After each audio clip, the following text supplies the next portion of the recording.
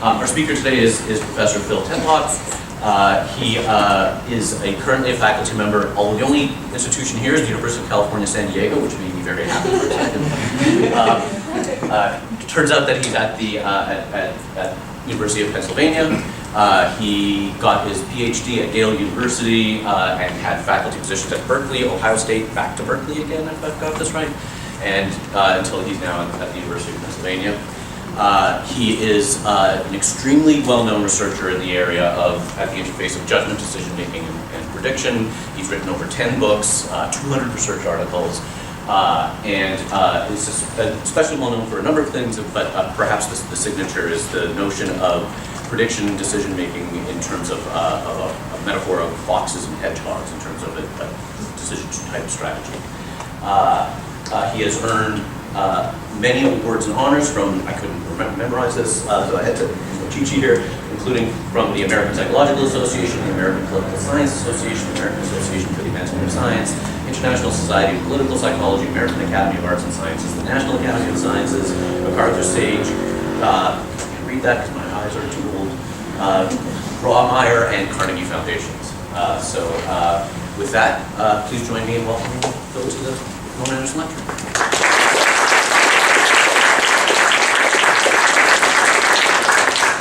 Thank you very much, Vic, for the very gracious introduction. I'm really happy to be here. I'm going to start off with something that seems pretty controversial.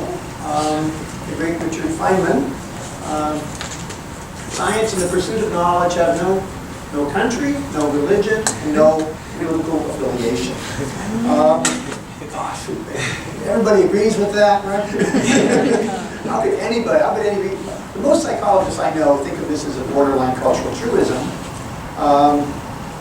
Certainly most physical, biological scientists I know think of it as a truism. Many social scientists I know think of it as probably wrong.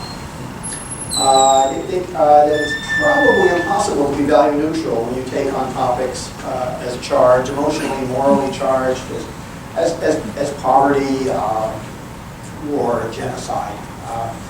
In this view that as you move toward the social science side of psychological science, it's pretty much inevitable that the constructs are going to take on some sort of political charge. A really simple example, before we get into the main part of the talk, would be 40 plus years ago, work on semantic priming, spreading activation networks in memory.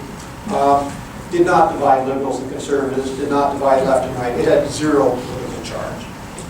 40 years later, work on implicit bias and stereotype threat do have very much a political thought charge, although the psychological underpinnings of that work can be traced to the earlier cognitive work. Now, this is a talk that can be, I think, fairly easily misunderstood. I don't know why I say that, because I've never given this talk before. I've only given bits and pieces of it before. I've never pulled it together quite this way. But I think it can be fairly easily misunderstood. So I'm going to ask you to be a little bit patient with me as I work through a few definitions of terms. There are 3 terms in the title. One of them is judgmental defects. I just want to make sure we're all on the same page with respect to these concepts. Patterns of thinking that a group of researchers get together and decide are suboptimal or undesirable or neurotic or whatever it might be. It's undesirable. Examples from social psychological literature, political psychological literature, authoritarianism, system justification, fundamental attribution error. There are lots of things, a long list. Organizational correctives. These are norms that people in charge of organizations decide the institution should implement in order to check what they see as defects in human nature, common judgmental defects that need to be checked. Part of the due diligence, responsible executives take these things into account and deal with them. Examples of that would be strict liability, process versus outcome monitoring. I'll go into what those things are, but there are various practices that organizations implement to check bias. And finally, political polarization. These are the value spins that clashing political camps put on both the defects and the correctives. Okay, they're polarizing liberal and conservative, left and right opinion. One side sees it as good, one side sees it as not good. authoritative versus authoritarian. This distinction goes back a long, long way now. Come back to it in a minute. Now, I'm going to ask you to be a little bit more patient before I get into the main part of it. I'm going to actually tell you what I'm going to, the outline of the argument. Because I think there are some twists and turns. There are places where I can be misunderstood. So I want to lay out from the outset what I'm actually claiming. There are 4 tiers to the argument. The first tier is that psychological claims and defects often pull polarized reactions from business and political elites. Liberals and conservatives in the business community and political community see psychological phenomena and constructs differently when they are described to them reasonably objectively. Yeah, authoritative versus authoritarian leaders, punitiveness versus forgiveness in judging norm violators, luck versus character in explaining inequality. These are all dimensions on which left and right diverge. The left may see it as something as authoritarian, the right may see it as authoritative. The left may see it response to norm violators as punitive, and forgiveness being more appropriate, luck versus character. The right tends to emphasize more the role of character in society in shaping where you wind up in the social pecking order, whereas the left puts more weight on the role of luck and chance. And ideology predicts certain things. It's going to predict the value spins that liberals and conservatives put on things. So they call it a liberal value spin conflict and a conservative value spin conflict. So authoritarian would be a classic example from 70 years ago of a liberal value spin conflict. Authoritative would be more of a conservative value spin on the same or similar construct. And ideology also predicts, and this is a somewhat more difficult part of my argument to sustain, tolerance for false positive and false negative classification errors. So you can make 2 kinds of mistakes, right? You can say that I think that someone is an authoritarian, symbolic racist system justifier. You know I'm not complimenting that person. And the person's not, probably committed a false positive. Or the person could actually be an authoritarian, symbolic racist system justifier, and I could fail to call that person that. That would be a false negative. Now, most people are not willing to admit that they have these error thresholds, so it is a difficult thing to operationalize, but I'm of the view that these error thresholds are at work. Second part of the argument has to do with organizational correctives. If you're an executive and you're liberal or conservative, what kinds of norms you like to implement will be rooted in significant part on your implicit theories about what constitutes a defect and your tolerance for making false positive and false negative errors. And we're going to look at 3 different things: process versus outcome accountability for teachers and personnel managers, strict liability versus as a way of ensuring negligence, and the unusual concept of spot torts, which we'll come to later, and has to do with implicit bias and people's willingness to use implicit bias technologies to detect employees who have bad attitudes of various sorts. Third tier of the argument deals with reality constraints, holding people accountable for their judgments in forecasting tournaments and in reflective equilibrium exercises can reduce opinion polarization, and it can reduce double standards in judgment. So ideology, initially in some of the early data looked like an omnipresent, powerful force, at least within the relatively elite samples I'm looking at. But on close inspection, people are not always as reflexively ideological as they appear earlier on. And then finally, the threats to our collective credibility as a science. Outsiders are wary of homogeneous scientific communities that make polarizing claims and have track records of QRPs.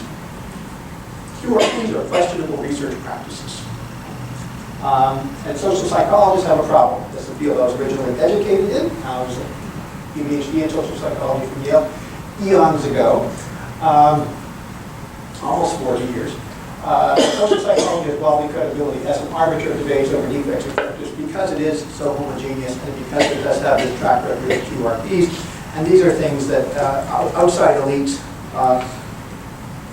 either know about, or when they do know about them, see as grounds for disqualifying the discipline. Okay, so let me go through each of those 4 tiers of the argument, and I want to go fairly quickly through it so leave as much time as possible for discussion. Because I know that listening to someone monologue for 50 minutes is probably beyond normal cognitive terms. Even though it's routine in academia, it's practice. Psychological claims of judgmental defects often polarized reactions from left and right. What exactly do I mean by that? Here's a tale of two personality theories. This is Theodor Adorno, the authoritarian personality, the Berkeley group that created that book in 1950 that had a big impact on study of, had a big impact on developmental personality such as psychology in the 1950s and 60s. And it had various resurrections in the 80s and 90s, even up to the present. This is E.R. Jens, and he wrote a book called Der Gegentypus. This is called the anti-type. The anti-type is a mirror image of the authoritarian personality. He was actually a very good psychologist, but he's not taken seriously for moral reasons. He was a member of the Nazi Party, and he helped, he was a military consultant for the Wehrmacht. He had a variety of views that we would consider to be odious. But his view was that, and Adorno and all were partly reacting to him.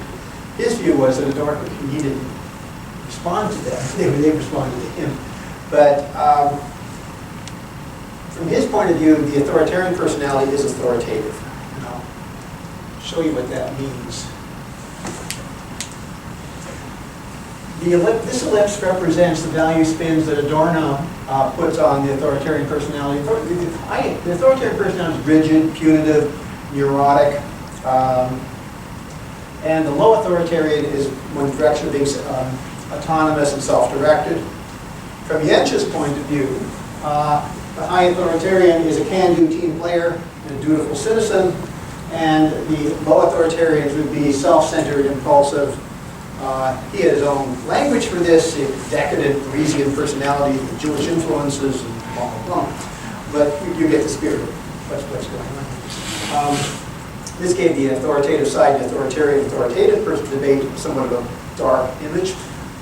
But there is an interesting tension there. I think we all agree that the leader could be authoritarian, the leader could be authoritative, and the distinction might be somewhat blurry at times. You can think of it in signal detection terms.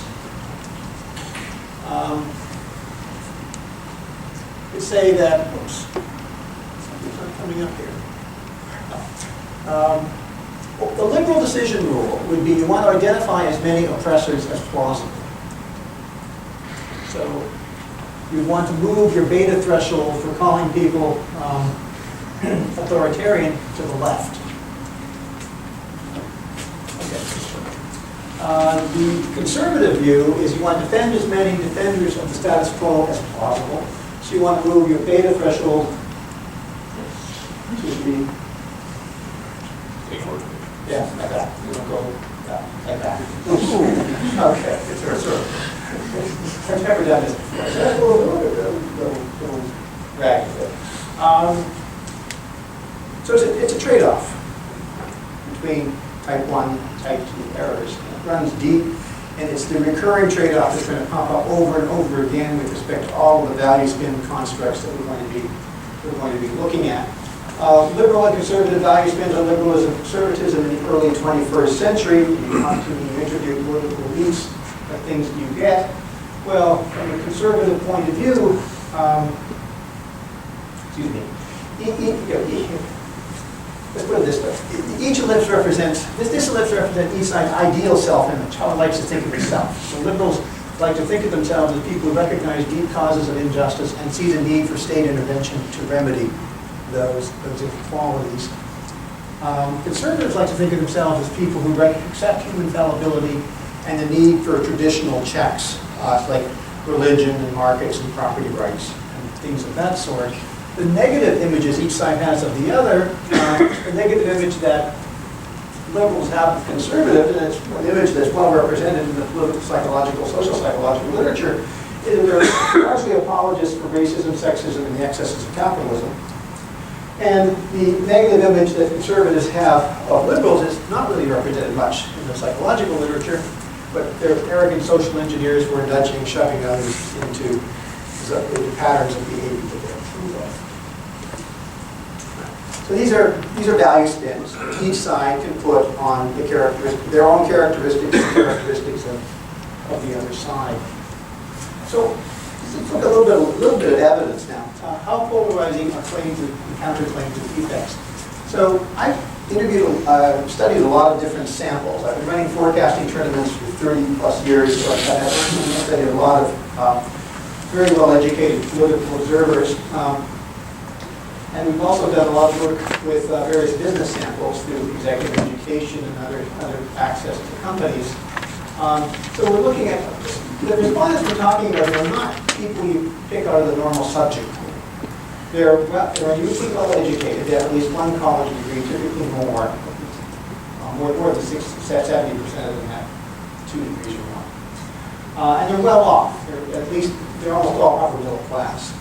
And these are samples. The samples I'm going to be talking about here are people studied between 2011 and 2018.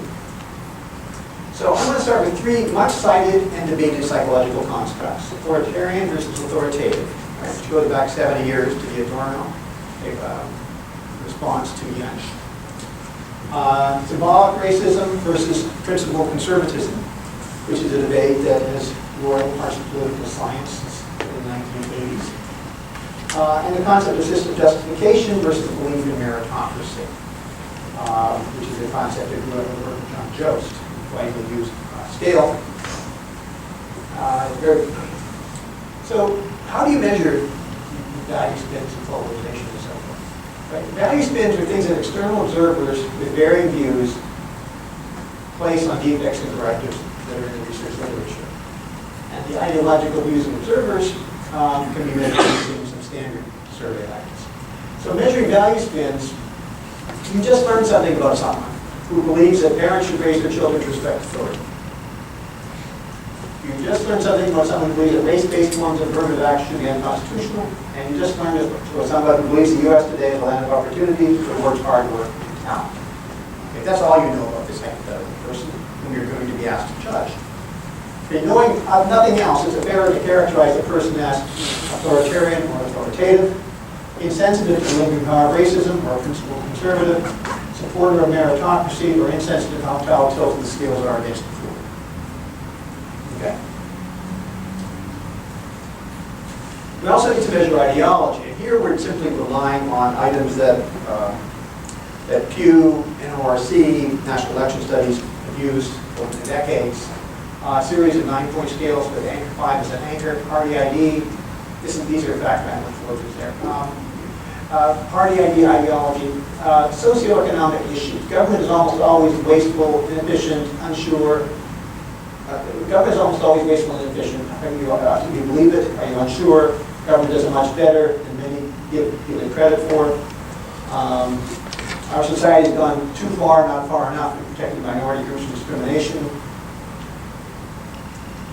Gone too far, not far enough in protecting those accused of crimes. Too much, too little regulation of business to protect consumers. Best way to ensure peace is through military strength, mixed diplomacy. Government spends too much, too little on helping the poor. Too much, too little regulation to help the environment. And when you do, these are the variable rates for the first factor from a maximum likelihood factor analysis, very max rotation with this elite sample, and you get a pretty robust first factor that hasn't had the loadings that we mentioned earlier for party ID, liberal conservatism, wasteful government, too much aid for minorities, and so forth. Now, this is a clunky way of presenting the data, but I think it's much easier for people to see it. Obviously, you want to run regressions in which you treat the data as continuous. You don't want to trichotomize, but the trichotomy works pretty well, and you can sort of infer what scatter plots look like besides the confidence intervals. So you've got liberals, moderates, and conservatives classified on the basis of their factor scores from the factor analysis of all those items. And they're judging whether or not the hypothetical people I described earlier are authoritarian or authoritative, insensitive to the power of racism or principled conservatives, supporter of meritocracy, or insensitive to the deep unfairness of our society. And what you see here is, of course, a very simple repeated pattern. You see that liberals repeated, excuse me. You see that liberals make much stronger attributions of being authoritative, insensitive to continuing power racism, and insensitive to the deep unfairness of our society, and conservatives do more or less the reverse. A very predictable pattern. It's so predictable, in fact, some people would say, gee, Phil, I think you're actually measuring ideology. This isn't really a separate thing. And we're going to come to that point in a moment. Here are another five more judgment calls about judgment, very quickly. And these are more, some of our cognitive. You might not expect some of these things to have an ideological charge. Thoughtful system do checks and balances versus fast and frugal heuristic. The managers second guess themselves too much, and would they be better off using simple, efficient decision rules? What's your response to that? That turns out to be ideologically loaded. Fundamental attribution error. Is it a sign that you're a bad intuitive scientist, or you're being a prudent prosecutor who understands you need to put pressure on people to behave, so you have a low threshold for making dispositional attributions? Managers jump too fast to conclusions about employees' potential and should try harder to see the situational pressures on them. Attributions for inequality, luck versus character. Managers underestimate the role of luck and overestimate ability as drivers of wealth. Coping with some costs. Again, you might not immediately see that as being very ideological. Rigidity versus resolve. Managers are likelier to give up on good ideas too soon than they are to persist too long with bad ideas. And hindsight bias versus negligence deterrence. Again, not totally obvious that's ideological. Managers often let employees escape from bad outcomes by accepting too many excuses. And once again, we've got liberal, moderate, and conservative. Here, you have system 2 overrides versus fast and frugal. You can see that the liberals have a more positive view of system 2 overrides than the conservatives do. The liberals have a more negative view of the fundamental attribution error. They favor luck as an explanation for many outcomes, more so than conservatives. Liberals are more likely to see the danger of sticking too long with some costs and seeing that as rigid as opposed to showing leadership resolve. And this is the weaker effect on hindsight bias versus negligence deterrence. There's a tendency for liberals to be to see the hindsight bias more as a bias, and to see conservatives to see hindsight bias as a prudent stance to take in order to deter negligence. So this correlation, if you change that in a correlational term, this correlation is a little bit on the low side, is around 0.2. Correlation with the fundamental attribution error is around 0.45. So why not just call all of this ideology? Why not just absorb parts of the psychological literature into the construct of ideology? In fact, if we take all the politically charged psychological constructs I just listed, authoritarianism, system justification, symbolic racism, fundamental attribution, all of them, and you put them into a common scale, it turns out to make a big contribution to defining the first factor here. So it fits reasonably well. So I'm not really looking at independent variable, dependent variable here. It's starting to absorb. It is as though parts of the psychological literature are being absorbed into ideology. By the way, none of that's a comment on who's right or wrong. That's just a comment on how external observers see things. It's how we look, how the psychological literature looks to those observers. There still might be a fundamental attribution error, regardless of whether conservatives think it's a good or bad idea to call it that. Okay, that's the tier 1 argument, is that a surprisingly wide range of psychological constructs take on ideological charges. They take on ideological charges powerfully enough and consistently enough that you can absorb them into the first factor, defining ideology itself. At least if you have a well-educated group of respondents who understand what ideology is.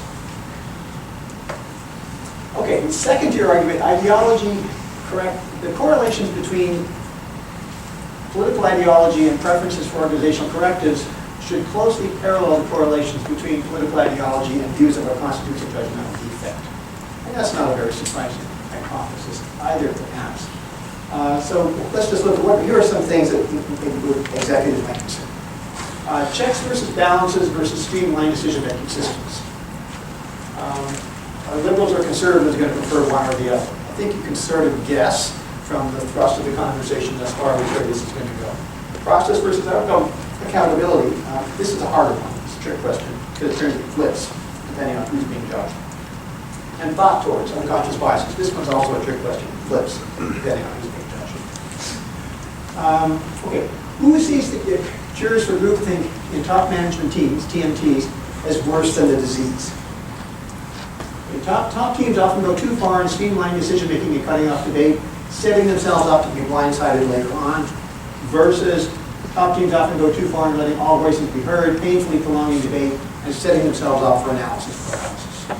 Gee, I wonder which direction it's going to go. You can sort of tell at this point where we're going. And lo and behold, liberals, moderates, and conservatives, the liberals have a much more positive view toward the checks and balances system. And when you control for their attitudes toward the past and fruitful heuristics in the earlier study, the relationship disappears. Now that's crude control. You can do it with regression as well, and it works. Process versus outcome accountability debates. This is a little bit trickier. Process accountability is this philosophy. So it's a managerial philosophy in a long tweet. Too much emphasis on judging employees on outcome metrics, a focus on bottom line and profit and loss indicators. That creates unfairness, and hard workers get bad breaks outside their control. That's the mistake we make too often. Versus too much emphasis on process metrics that focus on good faith effort and too easy to gain, thus weakening incentives to achieve outcomes crucial for success. So what would you prefer, for example, as an accountability regime for public school teachers? Would you prefer to hold them accountable for implementing what education schools say are best educational practices? Or would you prefer to hold them accountable for student test scores? So student test scores would be a bottom line indicator, right? Where would liberals and conservatives be likely to come down? Well, conservatives are more suspicious, it turns out, of public school teachers. They think that holding them accountable for best practices degenerates into box checking. So it doesn't work out very well. So what you need to do is you need to hold them accountable for rigorous outcomes, like student test scores. Liberals tend to think that's very unfair to teachers. You're holding them accountable for something that's essentially outside their control. You're creating kind of a capricious work environment. Now, flip it around and say, well, this is maybe a sign that the liberals are more the softies, so they're going for more the process accountability, and the conservatives are more the toughies, and they're going for outcome accountability. It's not that simple. It really depends on how much they trust the role incumbents. So if you change it, you say, well, you're holding accountable personnel managers in corporations who are making hiring decisions. And should you hold them accountable for minority representation? If they don't achieve their minority representation goals in the company, should they be held? Should it be an adequate defense for them to say, well, we followed best hiring practices. We look at all the HR guidelines and all the cognitive guidelines for how to de-bias our judgment, and we applied them very carefully, and we believe our judgment is unbiased, and you can't just hold us accountable for unfortunate outcomes. Whereas conservatives actually resonate to that argument, and they say, yes, we accept process accountability. Whereas liberals are much more likely to embrace outcome accountability. Say these guys are weaselly, you don't really trust them, you have to hold them tightly accountable. And that's roughly what happens.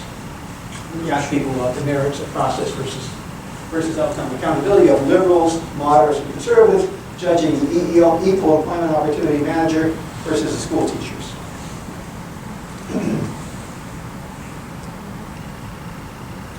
Okay. Now, the concept of thought torts is also a little bit tricky. We ask people to assume it's now scientifically possible to assess unconscious attitudes that people possess but are unaware of possessing. Right? bears a little bit of wrapping their heads around. If the psychologist is yeah. Companies can use this new technology to predict the risk of adverse work behavior. Imagine a company refused to use this technology to screen its employees for undesirable unconscious attitudes, specifically unconscious prejudice against African Americans or unconscious hostility against the United States of America. You're measuring unconscious attitude, but you're manipulating the target of the assessment. As a result, an employee who would have been screened was hired and placed in a position to make flawed decisions that allegedly damaged the careers of African Americans, allegedly caused a security lapse that led to an accidental injury. If the allegation is true, is it appropriate to increase the damage award against the company for not using the technology? Now, this is the concept of thought toward is, of course, an unusual one. Most people subscribe, both liberal and conservative, subscribe to John Stuart Mill's farm principle. You really only hold people accountable for things they do, not for things they think. And holding people accountable for things they're not even aware of thinking, unconscious attitudes, takes it even further. So virtually nobody, 99% of them do not like the idea of a thought toward. But you can get significant fractions of them to agree to implement de facto a thought toward by saying, yes, I would increase the damage awards depending on which Vic group is highlighting. She has support for unconscious racial bias detection, support for unconscious anti-Americanism bias detection. The liberals are more supportive for unconscious racial bias. Conservatives are least supportive, but the conservatives find it in them. You see a need for unconscious bias detection aimed at anti-Americanism.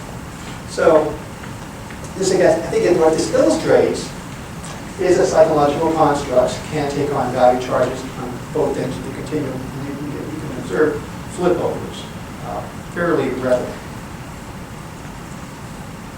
Okay, the third tier hypothesis is the top-down ideological reasoning can be tricked by experimentally manipulating accountability for accuracy. Two different ways to make people more thoughtful. Repeated measurements designed to make double standards transparent, forecasting tournaments that shift the ground rules. First thing, forecasting tournaments. We've been running a lot of forecasting tournaments over the years, but a really big one between 2011 and 2015. And sometimes we manipulate whether people are assigned to a control condition where they don't feel accountable for the accuracy of their judgments.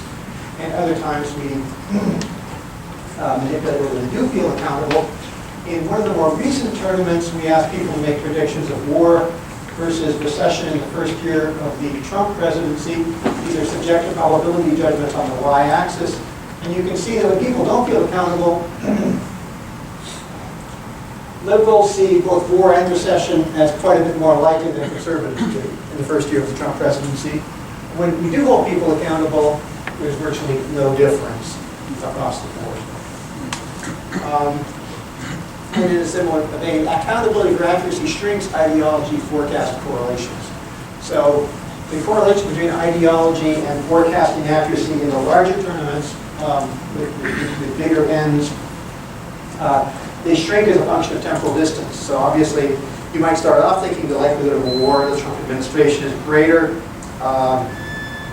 far away in time, but as no war has occurred by the 11th month, you update your beliefs and you converge. So there's virtually no relationship between ideology and forecasting as you shrink the temporal distance of the outcome being forecast, which is another way of saying as you reduce the ambiguity of what's going to happen. There's also shrinkage as a function of forecasting experience. The longer people have been playing in forecasting tournaments, the less they rely on ideology in making their predictions. It's almost as though they can switch it off over time to some degree. And also the shrinkage as a function of forecasting skill. So the very best forecasters, and in some of this work we deem them super forecasters, there's zero correlation between ideology and accuracy. And that's not because of restriction of range. There actually is super forecasters lean slightly left, but there's a very healthy amount of, for purposes of detecting relationships, a healthy amount of variance. You can also observe shrinkage of double standards in reflective equilibrium exercises. So reflective equilibrium exercises have little effect on judgments for teachers in EO scenarios. So when you show them, you show liberals and conservatives saying, gee, you like outcome accountability, you show the conservatives, you like outcome accountability for the teachers, but you sure don't like it for the EO managers, and you show liberals the opposite, flip over, they look at you and they say, yeah, That's right. I still prefer that. They don't change their minds. But there is actually a big effect on long thought towards. When you show people, gee, you thought this unconscious bias technology was pretty good when it was identifying racial bias, but you didn't see any need for it for anti-Americanism, and vice versa. There, people abandon thought towards. They don't like it. So some of these phenomena do disappear in a reflective equilibrium, and in forecasting tournaments create a kind of accountability for accuracy that does substantially weaken the influence of ideology. Okay, the fourth hypothesis is in some ways the most sensitive to us professionally, and it's liberal and conservative outsiders or skeptical of scientific communities that challenge the criteria for labeling thinking defective and for labeling norms as corrective. What does that mean? It means if you describe to people scientific communities in which the scientists are overwhelmingly liberal or overwhelmingly conservative, and the scientists are making no effort at including people on the other side of the spectrum. These are liberals and conservatives making no effort to outreach, and these are liberals and conservatives who are making an effort for outreach. And liberals, moderates, and conservatives are, this is blue, gray, and red. You can see more or less the unsurprising result is that liberals are much more positive toward the uniformly liberal scientists. Conservatives are suspicious. You can mollify the other side a little bit by making efforts for outreach, but the suspicion remains to a significant degree. So you might be asking, is there a bottom line truth here behind all values? So there are different theories, and I think these theories are probably represented in this room. They're represented among colleagues I've talked to about this. I'm going to call the first hypothesis leftist realism. The field tilts left because the truth tilts left. Liberal value spin models fit a little better than conservative value spin models. Period, full stop. End of discussion. Leftist capture. This is the view that activists push flawed liberal value spin models and suppress viable conservative value spin models, and we have a tyranny of the majority. Constructivism.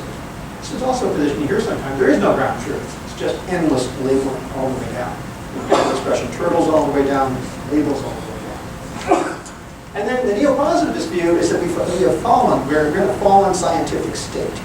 And we've gone too far in allowing values to infiltrate our fact judgments. Discovering the truth will require learning to disentangle fact and value judgments once again, and going back to some of the more austere epistemological practices of the behaviorists. These are all views one hears expressed in various forms. It's interesting when you ask why the left tilt, how little we really know. I think most people have hunches about which of those points of view is right and which combinations of them is right for different constructs. But, I think we can agree there is a resource-tilted weight of the field. That liberals are both the majority and they hold more influential positions. They decide who gets, more likely to decide who gets tenure, who gets grants, who gets published in A journals. That may be because of epistemic drivers. The leftist realist hypothesis says that's because of reality. And the non-epistemic drivers, as the leftist capture, well, we don't know the relative importance of these variables. We don't even know for sure how resource-tilted the field is. And we don't know these two things here, which I'm going to characterize as microeconomic variables. How much demand is there in the scientific community for reading about liberal value spinning and conservative value spinning conflicts? And how much capacity is there to supply and appease that demand? So this has been, psychologists are kind of accustomed to exporting things to microeconomics. I'm going to bring something in from microeconomics for psychology here. It's very microecon 101. They're going to be demand functions and supply functions of equilibrium defined by the intersection of demand and supply functions. Demand functions specify how fast interest in buying work on liberal versus conservative constructs falls as the price rises. The price meaning how much you have to pay for it to advance jobs or works to producers. Supply functions specify how fast interest in producing a construct rises as the price rises, as the rewards to the producers. And the intersections represent equilibrium. And here's my rough sense. If we were to take this microecon diagram, my rough sense of where we are is that demand for liberal constructs starts higher and stays higher, and the supply for liberal construct starts higher and stays higher. So the equilibria are spread far apart. Now again, that doesn't tell you anything about what's right or what's wrong, but it does tell you you may be locked into a situation that is very difficult to change.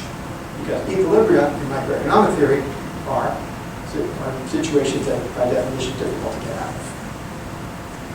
Okay, so closing thoughts. Most scientists agree with Feynman that science should be valued.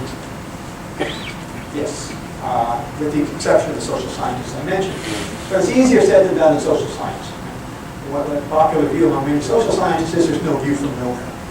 That all science has to have some value perspectives built into it, and when you're studying value-charged things like genocide or poverty or whatnot, there is no view from nowhere.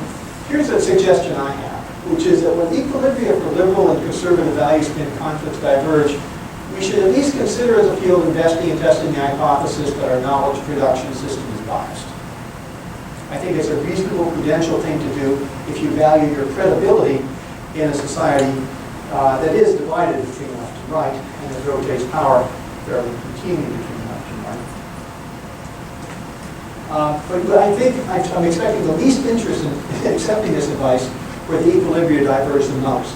There's homogeneous scientific communities that have track records and professional research practices. So that in a nutshell is where I think we stand. That many of the constructs on the social science side of psychology do carry powerful ideological charges. Those judgments have a variety of consequences for how executives and political leaders think organizations should be run. The influence of ideology is not immutable. People can be induced to think, to be more reflective. But sciences that are associated with, disproportionately associated with value-charged constructs should expect to be subjected to serious, sustained scrutiny by the other side. Now, maybe you say that's just the price you endure for pursuing truth. If you believe in the leftist realist hypothesis, if you believe in the leftist capture hypothesis, you say, of course, it's about time to change. Or if you believe in the positivist hypothesis, you say that as well. If you believe in the constructivist hypothesis, which says that it's just labeling all the way down, I'm not sure what you would say. But I think you would not be unduly concerned about this one. But anyway, so those are the principal arguments I wanted to make, and I'm just really curious to get your reaction to them, because I've never packaged all these things. A few of these studies have been published earlier, but most of a big fraction of the work has not been. And I'm curious what your reaction